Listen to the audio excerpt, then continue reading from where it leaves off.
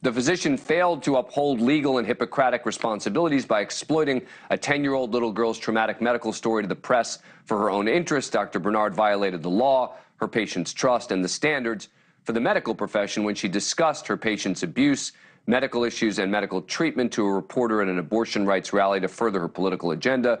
Simply concealing the patient's name falls far short of her legal and ethical duties here. He's claiming that by confirming that she performed an abortion on an unnamed 10-year-old rape victim, who she didn't identify in any way, that she somehow violated the law or her patient's trust. Have you ever read a medical journal, by the way? They have all these studies, counts of people with no names, things that happen, surgeries. But look, this isn't the patient's mom complaining about it. It's a state official. Dr. Bernard's lawyer reacting, saying, quote, "The administrative action filed today by Mr. Rokita is clearly a last-ditch effort to intimidate Dr. Bernard and other providers of abortion care." They cited testimony in a lawsuit she filed against him. Quote, "Both testimony and evidence presented at last week's hearing confirmed that Dr. Bernard timely reported potential child abuse to the social work department in the hospital before the patient even traveled to Indianapolis. Deputy Attorney General Mary Hutchinson conceded that on the stand, that Dr. Bernard properly and timely reported the case to social workers within the hospital. Bernard testified that police in Ohio had been investigating before she even agreed to perform the child's abortion. Now remember, just a week after Roe v. Wade was overturned, the Indianapolis Star broke the story that made national headlines that Dr. Bernard had performed an abortion on a 10-year-old who was raped when she was 9. The details so vague that Fox News and many on the far right didn't even believe it was true. But if this horrific story isn't accurate and the abortion doctor and the Indianapolis Star are misleading us, and the mainstream media and the President of the United States seizing on another hoax, then this is absolutely shameful.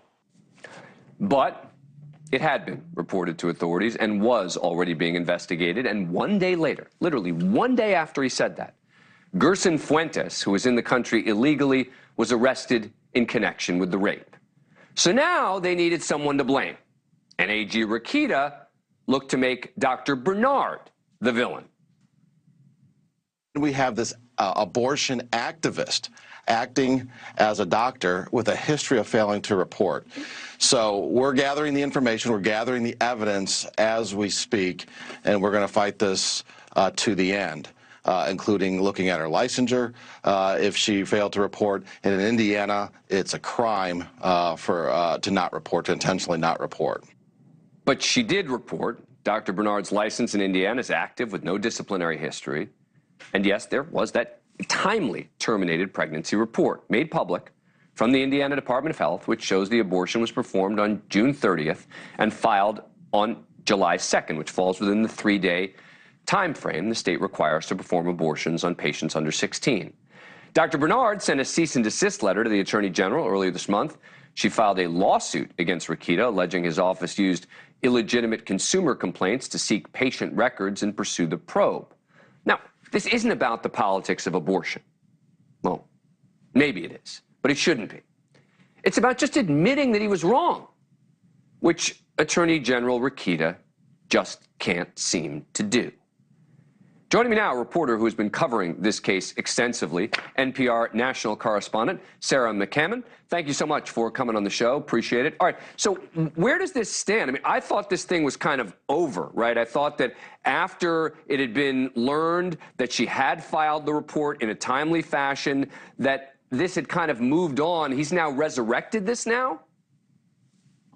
It hasn't really been over at all, because Attorney General Rokita has vowed, as you said, from the beginning to investigate Dr. Bernard. He has repeatedly questioned her credibility without providing any evidence. In fact, as you noted, she has provided evidence to demonstrate that she had indeed filed the paperwork that was required to document an abortion in the state of Indiana. And it's interesting, the information that was in that report, which was released by the state of Indiana in response to records requests from myself at NPR and others, contained essentially the same information that Dr. Bernard quoted to the Indianapolis Star that Thank you for watching.